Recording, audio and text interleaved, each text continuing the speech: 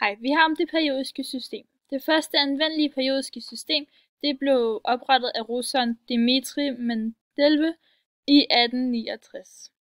Så vil jeg gerne forklare om perioderne. De vandrette rækker i grundstoffernes periodiske system kaldes altså derfor perioder, og det er alle dem her. Ja, så er der hovedgrupper. De lange grupper fra nummer 1 til 2 og 13 til 18 kaldes derfor hovedgrupper. Så er der undergrupperne. De korte grupper mellem 13 til 12 kaldes derfor undergrupper. Så er der metaller. Ved venstre side af det periodiske system findes metalliske stoffer. Metallernes atom afgiver let deres valenselektroner. Og så er der ikke-metaller. Ikke-metaller findes på højre side af det periodiske system, og det er altså alle dem her, der er markeret med blå, og inklusiv hydrogen. Stofferne i gruppe 17, også kaldet 7, de kaldes halogener, og halogen det betyder saltdanner.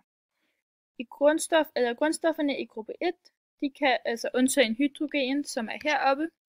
Alle dem, der er her, de kaldes alikametallerne, og så har vi ædelgasser, og det er dem, I kan se herover i gruppe 18, også 8.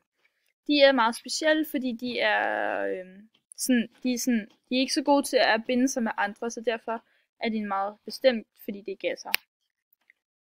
Og hvad er særligt ved hovedgruppe 8? Og det var jo, at de ikke er særlig de er rigtig meget reaktionsstrenge, så derfor har de ikke lyst til at binde sig med andre. Nummeret på et atom, også kaldet atomnummeret, fortæller noget omkring, hvor mange protoner, elektroner og neutroner, der er i et atom. Vi har også valgt et tilfældigt grundstof, nemlig kalium.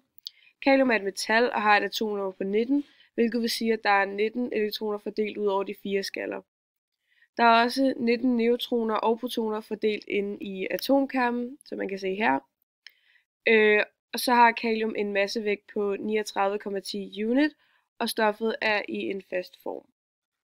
Og kalium har 4 skaller, det kan man se ved, at kalium ligger i periode 4 her.